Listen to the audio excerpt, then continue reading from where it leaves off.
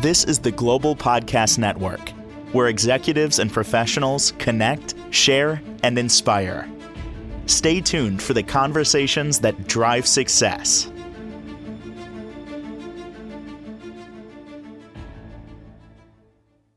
I truly love what she does, and that is getting into the head, the minds of dogs. We have them, we love them, they're part of our family. There's a lot going on there in terms of the way they think, how they view humans, and all of that. She's an animal behaviorist, and today we're going to talk about essentially dogs losing their way when there's been a disconnect in terms of them being socialized with other dogs, humans. Let's dig into that. She is Katherine Andrews, and she's back on the program with us. How are you doing today? Hey, I am excited about this subject because this is a big reason why people bring dogs to shelters and surrender them. It's a big reason why dogs lose their home, and it's a big reason why I have people come to me who are very concerned about not being able to keep their dog. Because dogs that get unsocialized many times become aggressive. And so uh, when COVID started, a lot of people got dogs because they were at home and they had the time to potty train them and raise them. And then after COVID, there was a rash of people that I heard from who said, gosh, now that I take my dog out into the world, they hate other dogs. They bark at other dogs. They want to bite people. They're afraid of people. They're afraid of kids. They're afraid of loud noises. And that is telling me that a dog has a very unbalanced brain because dogs normally, in their normal state of mind, are calm and happy. And Hmm. so when a dog meets a person and they want to bite them, or they meet another dog and they bark at them and they don't like them, or they hear a loud noise and they're scared of it, that tells me they have an unbalanced brain. And we need to jump in there and do something to create some new pathways in the brain and to Wow. undo those wrong ideas. Would you say it's fair to say that if a dog is unsocialized, it's not the dog's fault? Not at all. Dogs, just like people are the same way. Our natural state of being is happy, calm. We see another person, we see a dog, we see a giraffe, we're like, hey, look at that, let's go make friends. So if we see another state of mind, we know that there's something wrong. And I Hmm. like to draw parallels with people when I talk to my clients and say, many times I meet people who say they're sheltered, they live in a small town, and they tell me that they don't like other groups of people, like they don't like folks that are gay or they don't like folks that are black. A lot of times when I have a conversation with them, they've never met someone who is gay or African American or even Jewish, and therein lies the problem is that we fear what we don't know. And many times we believe some weird story we've heard that these people are going to hurt them or that because they think differently, they threaten them in some way. So, Well, okay, so this is what I heard recently, and it's like totally in line with what you're saying. They've done research that when we're walking down the street and we see somebody else who looks different, different culture, different headdress, whatever it is, less than an eighth of a second, we make a determination on how we feel about them. And obviously, it comes back to the same thing. We always want to feel safe. That's mhm. psychologically, we're wired for that. Everything we do is to feel safe. So right away, we make that judgment. That person on the street corner, they could be the nicest person in the world. They could be somebody who fully supports you, got your back, all of that. Yeah, but already made a decision. So it's almost as if they're guilty until charged, and then you change your, yeah, you change your opinion of them. Maybe if you get an opportunity to talk with them or work with them or whatever it might be. Right.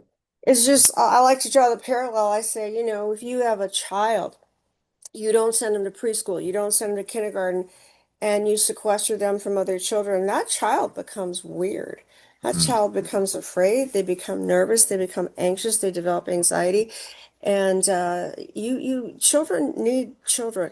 We like dogs, horses, we're pack animals, and we have to have our own species. Giraffes have to hang out with giraffes. They just do.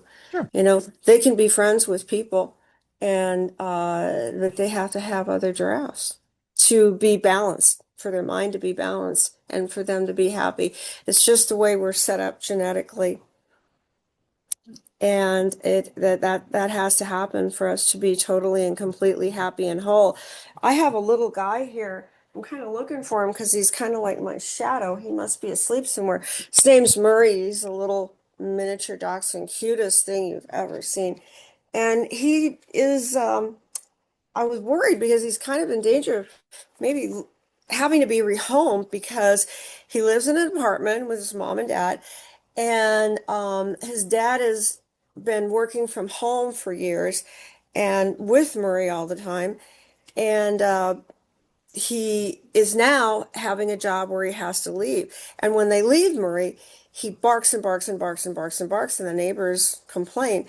Well, So they said, you know, what can we do? So we've had some sessions where we've gone through what I call leadership exercises, and we've made mom and dad more of a leader because Murray had a misunderstanding in the fact that he thought, because he lives alone, he doesn't have another dog, and he doesn't really have dog friends, and he's become sequestered from his kind. He thinks he's a human, and when he meets other dogs, he wants nothing to do with them, and he barks wow. at them, and he runs from them, and he goes to mom and dad. And they even had another dog that stayed with him for a month. Murray just wanted nothing to do with him. He acted like he wasn't there. So yeah, we did some leadership exercises, and mom and dad became better leaders with him. Murray started to understand that he wasn't equal to mom and dad in pack order, that he was a follower and they were the leaders. So we got that part of his brain balanced, and that made him happier because just like children, dogs need leadership. And we've had a podcast about this, and we talked about how it makes you feel secure when you have a good parent, a good leader. So we got that straightened out, but we still couldn't leave Murray alone. He had no ability to self-soothe, and he would just go crazy when you left him alone. So I said, okay, we got to take the next step, and we've got to reacquaint him with his species. So yesterday, I went to Murray's house and collected him and his belongings.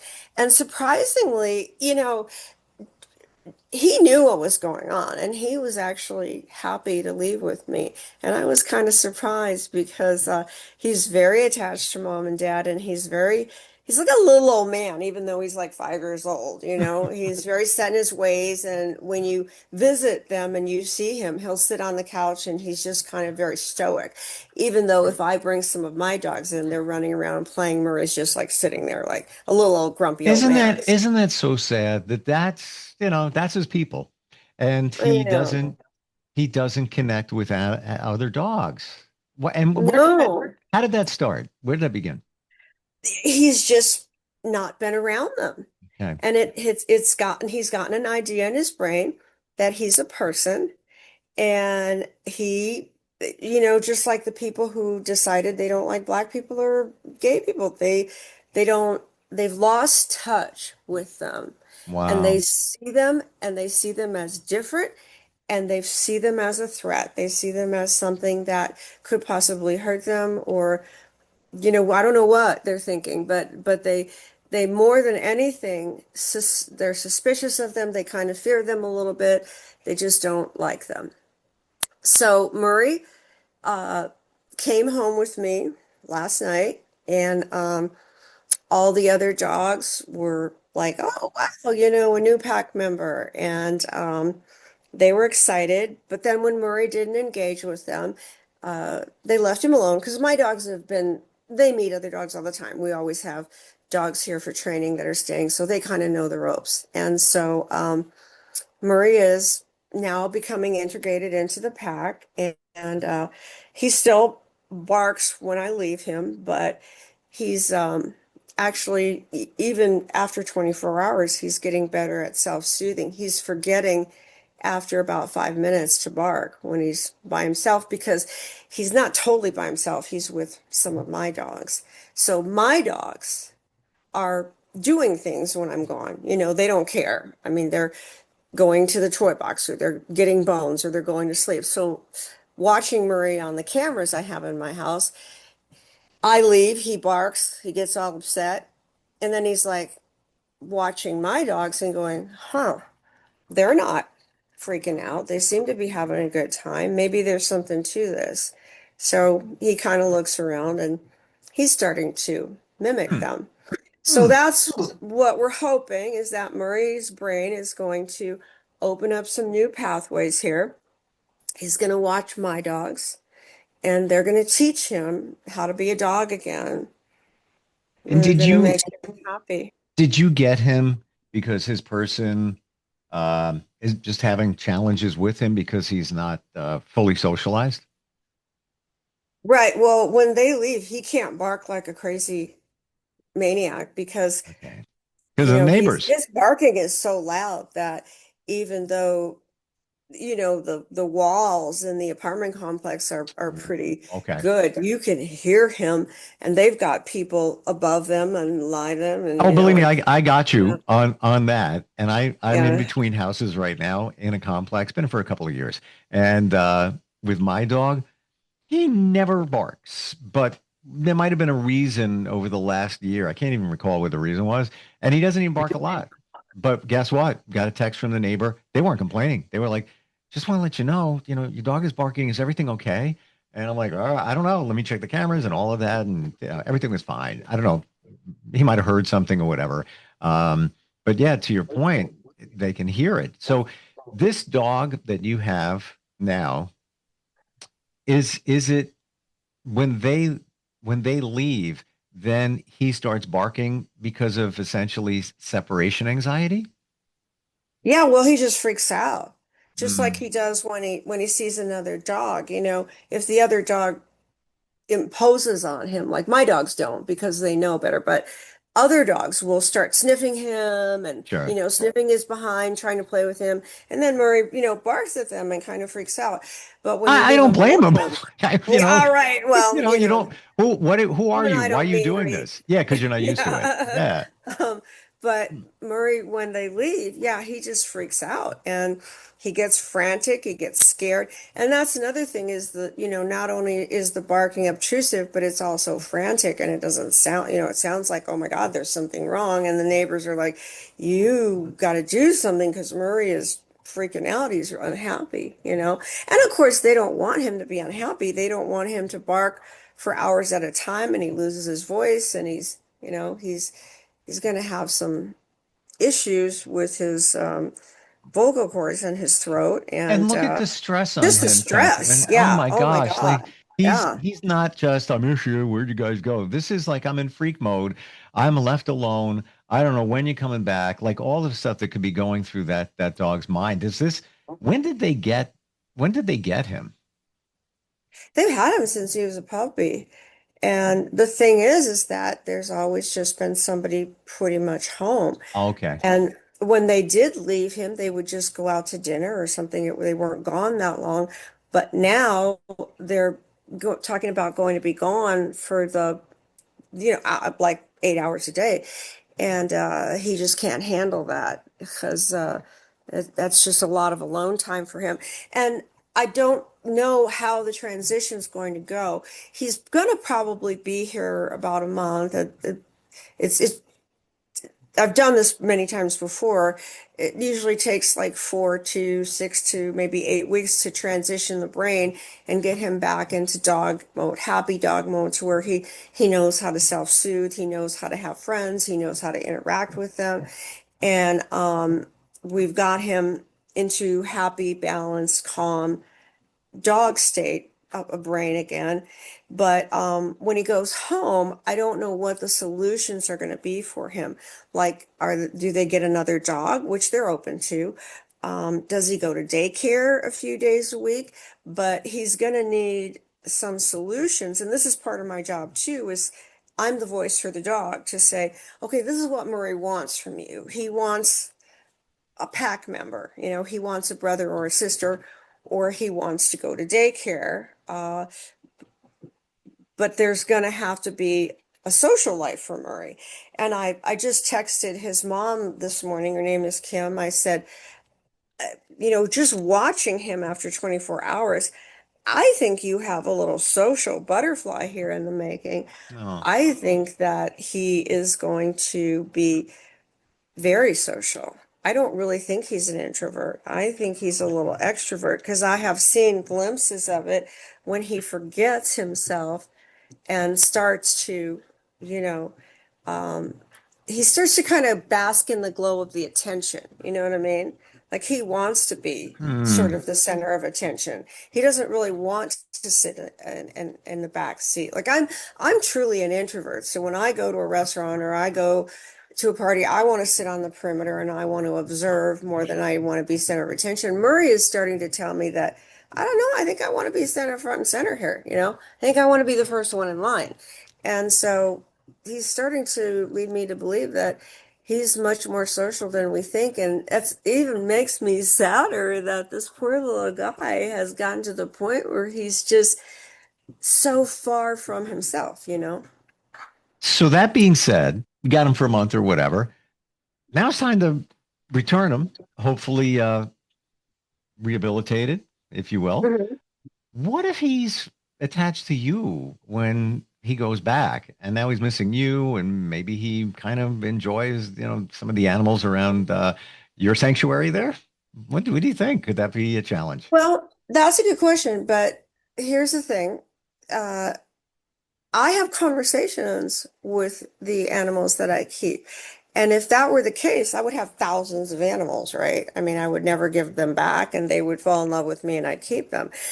Do they fall in love with me? Yes, absolutely. In fact, I even texted Kim this morning. I said it's really cute because Murray has a crush on me, and I see him looking at me with these like love looks.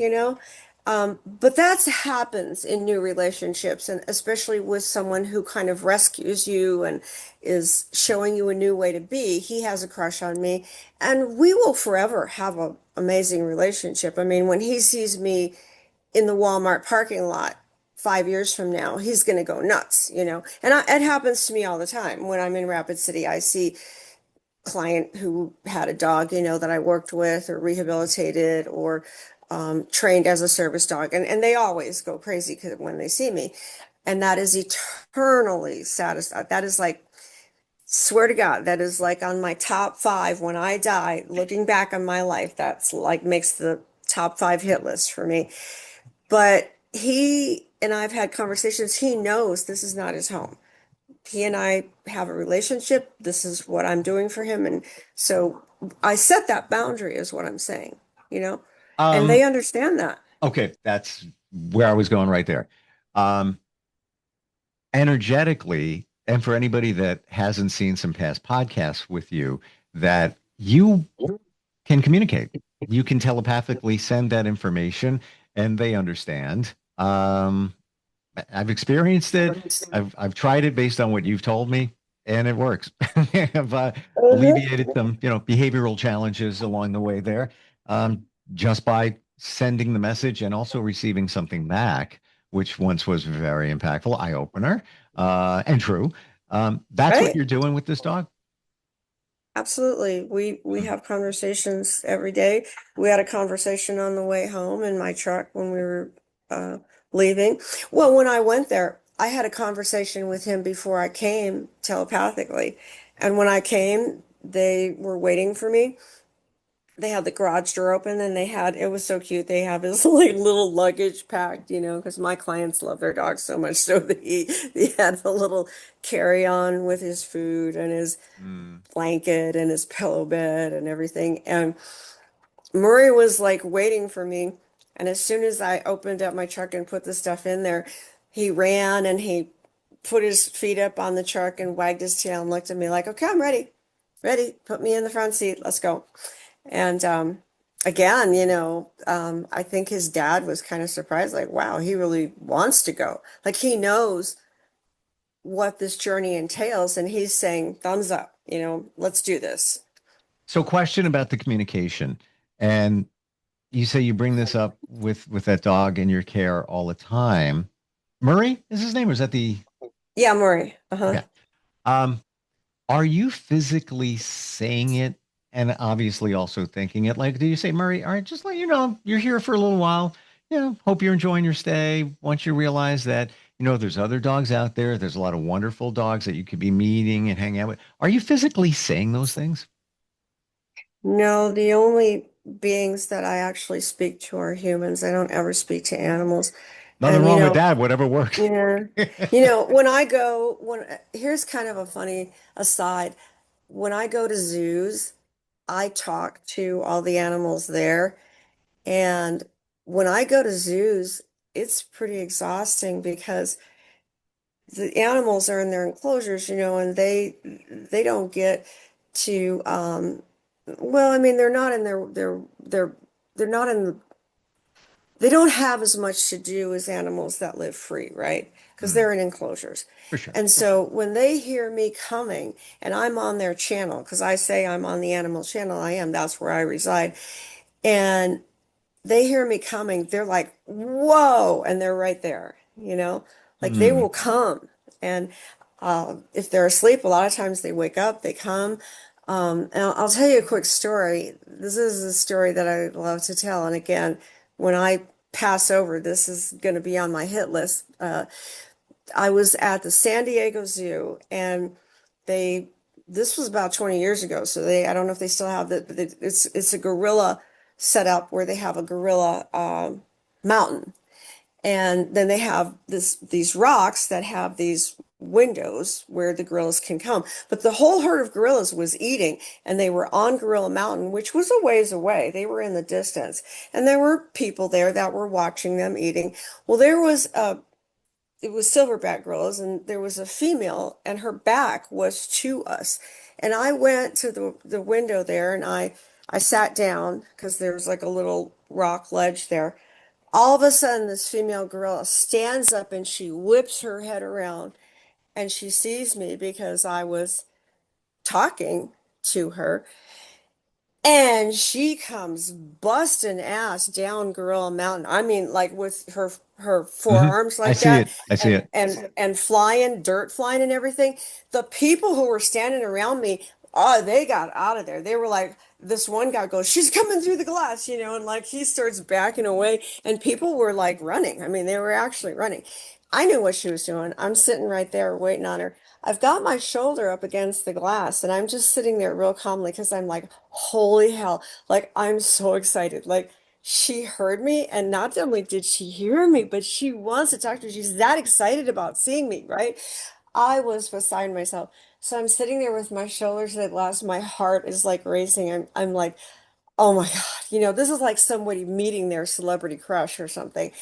Um, so she comes and she slams her shoulder right into the glass, and we're sitting there shoulder to shoulder, and she huffs. She lets out a huff, which is gorilla language. And so we're both sitting there, and she is not looking at me, and I'm not looking at her. And then she turns to look at me and make eye contact, and I turn to look at her and make eye contact. I could just cry right now just talking about this because I looked into her eyes, and oh my gosh, there was so much love and affection and admiration for who I am, because she saw who I am. Well, see, I took my first finger, and I put it to the glass. She took her first finger and put it to the glass, just like that. We looked at each other. I literally just had tears in my eyes. I almost started to cry. My husband at the time, who was a veterinarian, was standing there watching this, and I glanced over at him, and he's like shaking his head, like, wow, like, I mean, he's seen me do things like this before, but he was like, it's really something, Catherine, like, it's really something. And there were a few people who stayed who saw it, but most of the people got the hell out of there. Mm. And then she took one last glance at me, and she walked back over to Gorilla Mountain and started to finish her lunch. Three words come to mind. She got you. Oh, oh, She man. got you. She's like, yeah, soul sister, spotted, going for that Yep. right now. Because One of the that's greatest moments of my life, I'll tell you. mm, Hard to top that. I Top love I love your stories and your vibe, and I feel it inspires the rest of us because like memories are coming back. Like I used to lay on the carpet with a cat that passed, and I used to like squint my eyes at him, and he'd close his, and then I'd open mine, he'd open his, I close mine, and we just like Yeah, play games yeah. like that. But I felt connected, and I am after hearing you, so looking forward to going home and communicating even further with my cats. Like they get Yeah. me, but even Yeah. more like and just Try like it with animals that you just meet. Try it no with point. birds. I do it all the time. I have two doves who I have a water bath for out front. And when I go at night and sit out there, they come to the water bath, but they will sit on my arm. These are I'm wild with doves. and Yeah. and you bring Yeah. it back a memory again. This is like last week driving down the street, squirrel comes out. I look at him and I'm just vibing him. I'm like, dude, go back. Don't go this way. Go and do it now because there's other Yeah. cars coming. And I didn't beep. I didn't do anything. And right away, he's just like, "Boop, all right," and took off. Yeah. And I don't think it was a coincidence. I think he heard, like, I got you. I'm trying to tell you, we got some problems here. You don't want to do Yeah. that. Yeah. Oh, I have to, Mm, I can't tell that girl story without crying. And beautiful.